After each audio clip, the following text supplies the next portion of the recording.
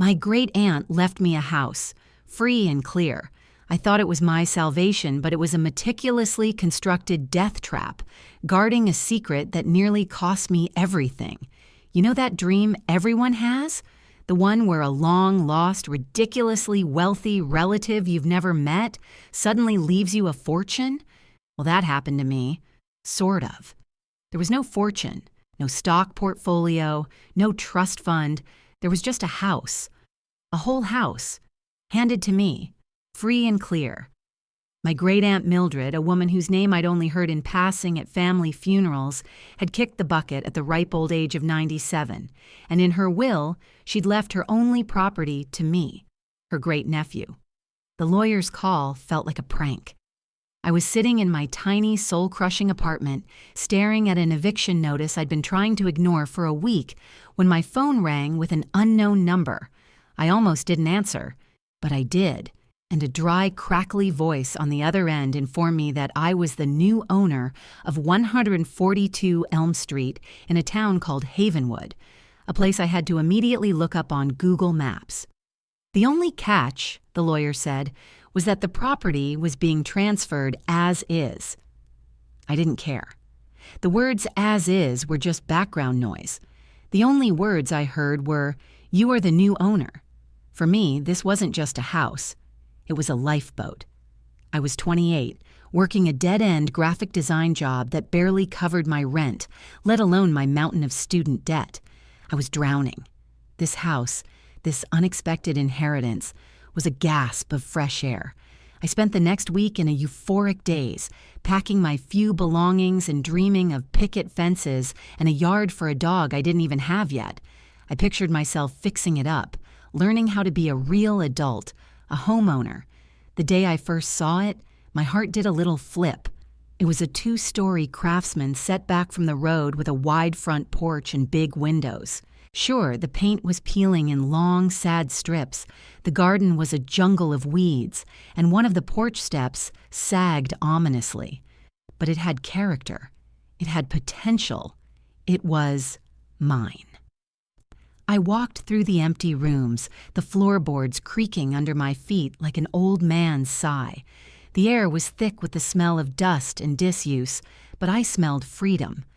The first few weeks were a blur of moving boxes, cleaning and painting. I was on a shoestring budget, so I was doing everything myself, learning from YouTube tutorials. I painted the living room a warm, sunny yellow. I tore out the hideous shag carpet in the bedroom to reveal beautiful, if scratched, hardwood floors underneath. Every little improvement felt like a monumental victory. I was building a life here, with my own 2 hands. There were quirks, of course.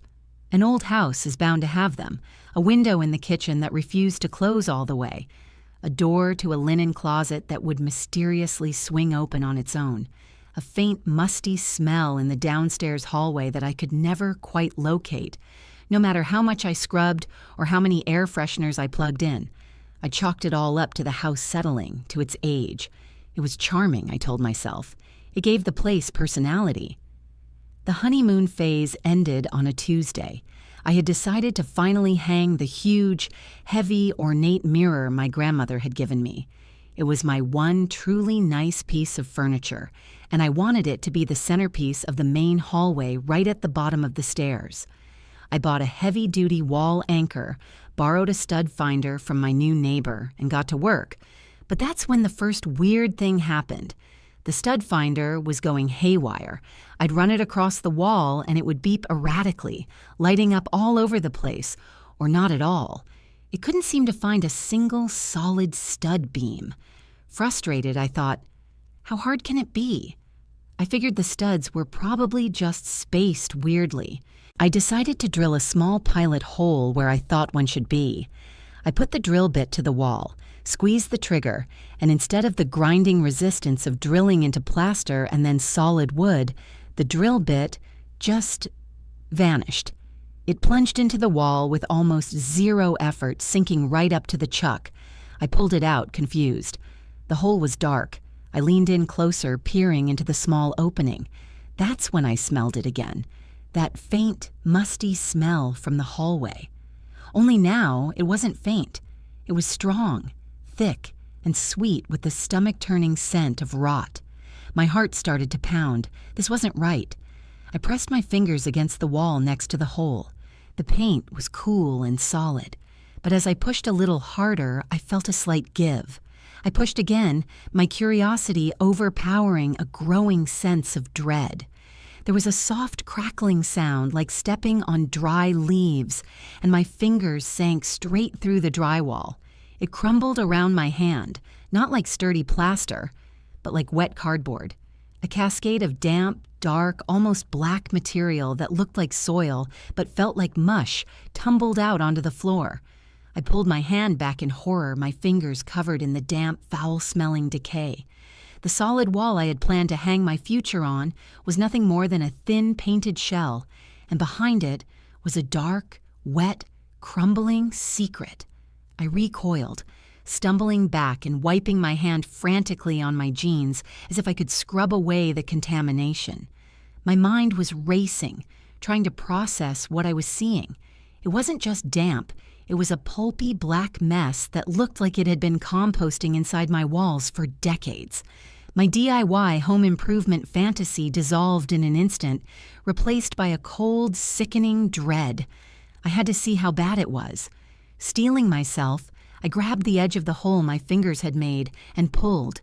The drywall came away with a wet, tearing sound disintegrating in my hands. The section of wall I exposed was a scene from a horror movie. The 2x4 stud that should have been there was barely recognizable. It was swollen, black, and so soft I could see where insects had burrowed intricate tunnels through its core. I poked it tentatively with a screwdriver, and the tip sank in with no resistance, as if I were pushing it into a loaf of wet bread. A small cloud of tiny winged insects, disturbed from their feast, swarmed out of the hole. Termites. The word hit me like a physical blow. The rot wasn't just rot. It was an infestation. Panic began to set in, tight and suffocating in my chest. This wasn't a leaky pipe. This was the skeleton of my house being eaten from the inside out. How far did it go? I ran to the living room, the sunny yellow walls now seeming like a cruel joke, a cheerful mask on a rotting corpse. I grabbed a hammer and, with a shaking hand, tapped a spot on the wall behind the couch. Instead of a solid thud, I heard a dull, hollow thunk. I hit it harder, and the hammerhead punched straight through, showering the floor with more of that dark, diseased pulp. It was here, too.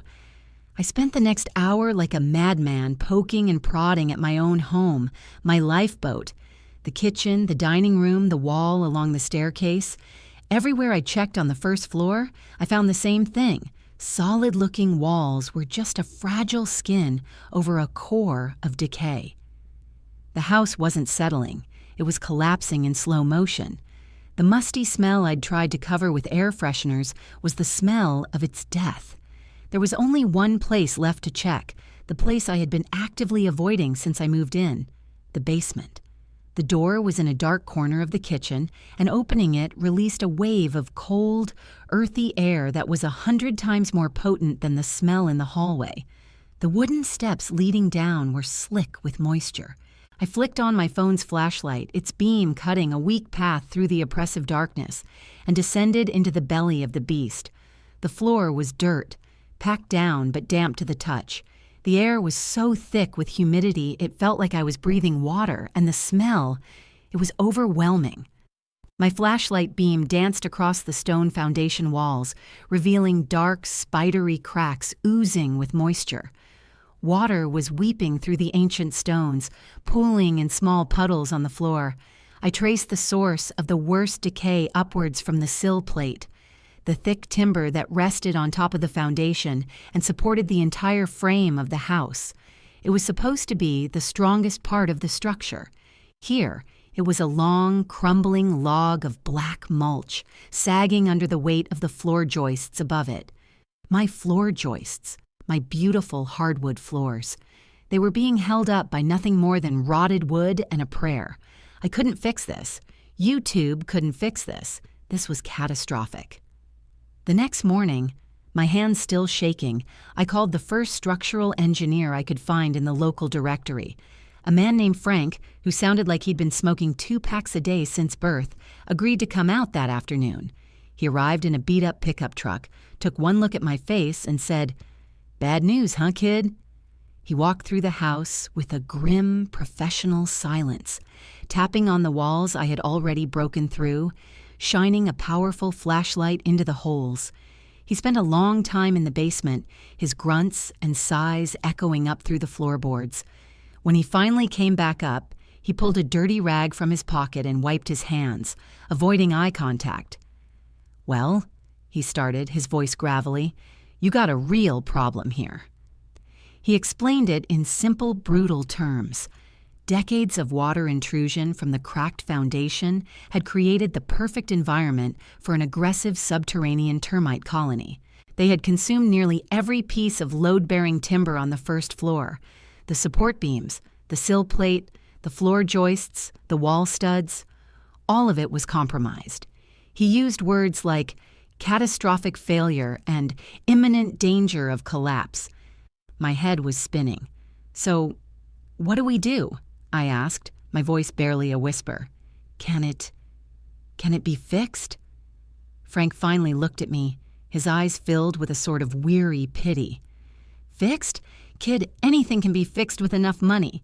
He paused, chewing on the inside of his cheek as he did some mental math. "You'd have to lift the entire house off the foundation, pour new footings, replace the entire sill plate, every joist, every stud on this floor, plus extermination, mold remediation. It's a gut job, down to the bones."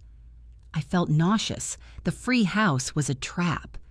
"How much?" I choked out, dreading the answer. "Just a ballpark. How much money are we talking about?" Frank let out a long, slow breath. "To do it right? To make this place safe to even stand in?" He looked around the sunny yellow living room, then his gaze settled back on me, cold and final. "You're not going to like it. You're looking at $100,000. Minimum. And that's before we find what else is wrong." $100,000. The number hung in the air, thick and suffocating. It wasn't just a number, it was an impassable mountain. I had maybe $2,000 to my name, and that was earmarked for property taxes and utilities. $100,000 might as well have been $1 billion. My free house, my lifeboat, had just revealed itself to be an anchor, chained to my leg and pulling me down into an ocean of debt I could never hope to escape. Frank must have seen the blood drain from my face because his expression softened slightly. "Look, kid," he said, his gravelly voice a little quieter. "I'm sorry. Nobody wants to hear this. But you can't live here. Not like this. One bad storm, one heavy snow. This floor could give way. The whole thing could come down." His words hit me harder than the dollar amount. This wasn't just a financial disaster. It was a physical danger. I had been sleeping here, eating here, dreaming of a future in a house that was actively trying to kill me. The charming creaks and groans weren't the house settling. They were its bones breaking. After Frank left, I just stood in the middle of the living room, surrounded by my half-unpacked boxes and the gaping, rotting holes in the walls. The sunny yellow paint felt like a mockery. I felt a surge of white-hot anger, a fury so intense it made me dizzy. Anger at my great-aunt Mildred, this woman I'd never met. Had she known? Had she lived in this death trap, blissfully unaware, or had she knowingly passed on this cursed burden to some unsuspecting relative? The phrase from the lawyer's letter echoed in my head, "as is." It wasn't a standard legal term. It was a warning, a cruel cosmic joke. I couldn't stay there. Frank's warning about a collapse played on a loop in my mind. I packed an overnight bag, grabbed my laptop, and booked the cheapest, dingiest motel on the edge of town. Lying on the lumpy mattress under a flickering fluorescent light, I felt the full weight of my situation crush me. I couldn't afford the repairs. I couldn't afford to live anywhere else. The house was worthless, probably less than worthless. Who would buy a property that needed to be completely rebuilt from the foundation up? I'd have to pay to have it demolished. I was worse off than when I was in my tiny apartment facing eviction. At least then, I could just walk away. Now, I was legally tied to a pile of rotting lumber. Desperation is a powerful motivator. The next day, fueled by cheap motel coffee, I started digging. I went to the Havenwood Town Hall, a dusty old building that probably had structural issues of its own. I wanted to see the property records, the permits, anything I could find about 142 Elm Street. Maybe there was a clue, an old inspection report, something that would explain how this could have happened. The clerk, a woman with a formidable beehive hairdo named Gladys, seemed to take pity on me. She showed me how to use the ancient microfiche machine and left me in a dim, windowless room filled with the scent of old paper. I spent hours scrolling through decades of records, mortgages, tax assessments, a plumbing permit from 1978. Nothing. It was all maddeningly normal. Then, tucked into a file from the early 90s, I found it. It was a formal complaint filed by Mildred's next-door neighbor at the time, a Mr. Henderson. The complaint was about water runoff. Henderson claimed that changes Mildred had made to her property were causing significant and unnatural pooling of water against his foundation. Attached to the complaint was a response from the town inspector. He noted that Mildred had recently installed a large, non-compliant concrete patio in her backyard. The grading was all wrong, creating a slope that channeled every drop of rain directly toward the back of her own house and her neighbors, collecting against the foundation walls. My heart started hammering against my ribs. The inspector's report included a sternly worded order. The patio must be removed or regraded to ensure proper drainage within 90 days. But that was the last document in the file. There was no follow-up, no record of the work being done, no permit for its removal. Had she just ignored it? On a hunch, I went back to the house. I hadn't spent much time in the backyard. It was an overgrown mess. I pushed my way through thorny bushes and waist-high weeds until I reached the back of the house. And there it was. Hidden under a thick blanket of ivy and moss was a huge cracked concrete patio. It tilted at a subtle but definite angle, a perfect concrete slide aimed directly at the basement wall. She knew. For 30 years, she had known there was a problem. Every time it rained, she was actively flooding her own foundation. The anger returned, colder and sharper this time. This wasn't bad luck. This was negligence, malice even. Why would she do this? Why would she let her own home rot around her and then pass it on? It didn't make any sense. I stormed back inside, my mind racing. What kind of person does that? I started going through the few things that had been left in the house. Some old furniture in the attic, a box of yellowed paperbacks.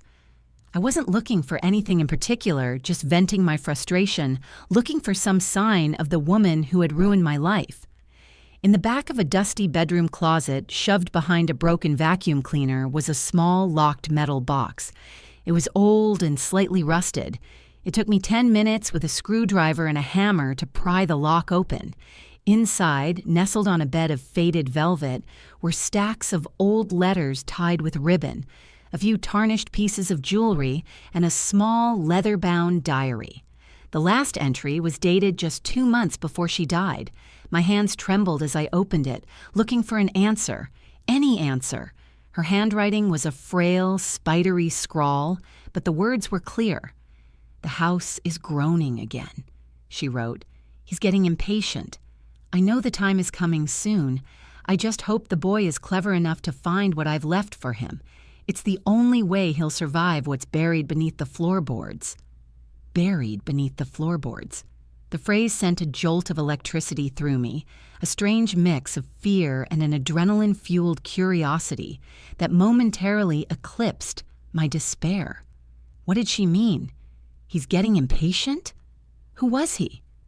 I reread the entry, my mind racing to connect the dots. The crumbling walls, the rotting joists, the 30-year-old complaint about the patio. It wasn't negligence. It couldn't be. It was a plan. This entire structural catastrophe was deliberate. I grabbed my flashlight and drove back to the house, the motel room feeling like a cage. I didn't care about the danger anymore. I had to know. I went straight to the basement, the beam of my light cutting through the thick, damp air. My eyes scanned the scene of destruction, not as a homeowner, but as a detective.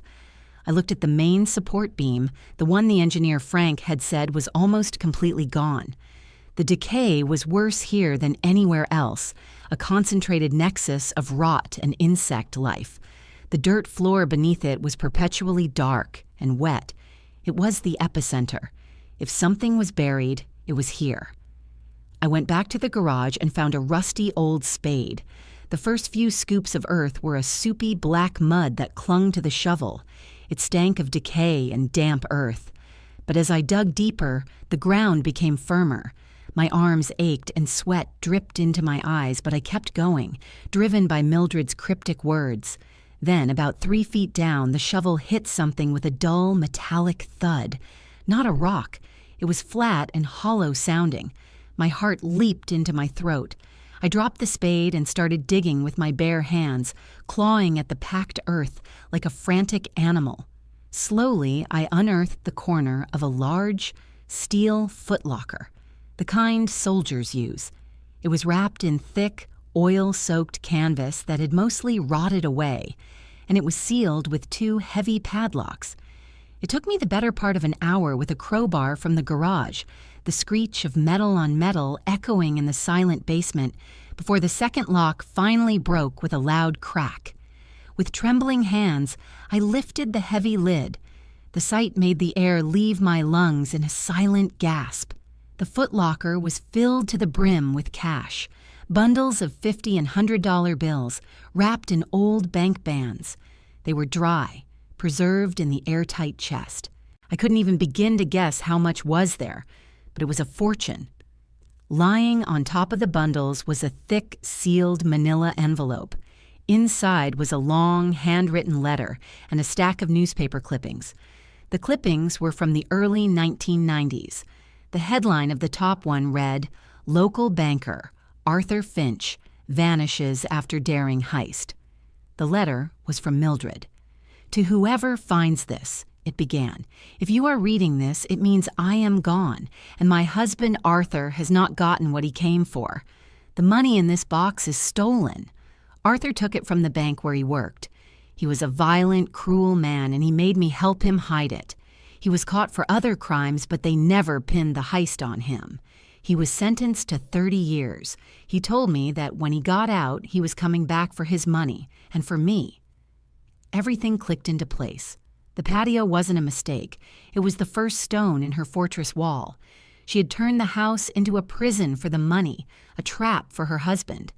She had meticulously and deliberately destroyed her own home from the foundation up, feeding the termites and the rot, making the structure so unstable that anyone who tried to tear up the floors or dig in the basement would risk bringing the entire building down on their heads.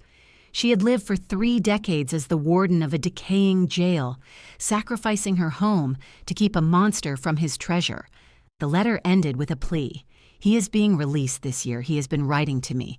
That is why I had to go. Please use this money. Use it to right my wrong. Fix this house. Make it strong again. Don't let his evil win. Live a good life. That is all I ask." As I stood there, knee-deep in the mud, holding the letter, I heard the crunch of tires on the gravel driveway outside. My blood ran cold. Through the small, grimy basement window, I could see a pair of headlights cut through the evening gloom. A taxi door opened, and a stooped, elderly man got out.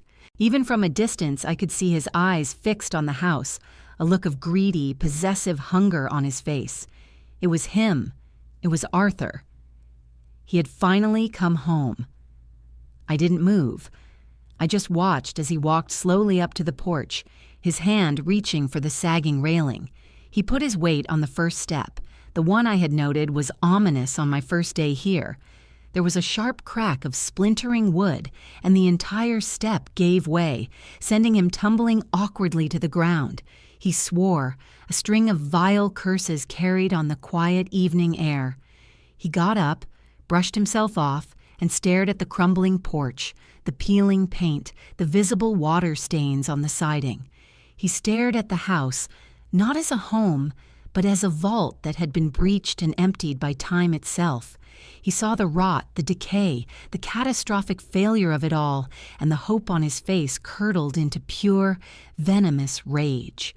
He must have realized it was hopeless, that whatever he had hidden was buried under a mountain of ruin he could never excavate. After a long, tense moment, he turned around, limped back to the taxi, and was gone. The next day, I called Frank. "I have the money," I said, my voice steady for the first time in weeks. "All of it. I want you to fix this house." The look on his face when I showed him the footlocker was something I'll never forget. The money inside was more than enough. We lifted the house, poured a new foundation, and replaced every last piece of rotted timber. We made it strong, stronger than it had ever been. I didn't get a free house. I inherited a legacy, a story of quiet, desperate courage. And every morning when I sit on my solid front porch and watch the sun rise, I think of Mildred, not as the crazy old aunt who gave me a cursed property, but as the woman who built a fortress of decay and in the end gave me a future,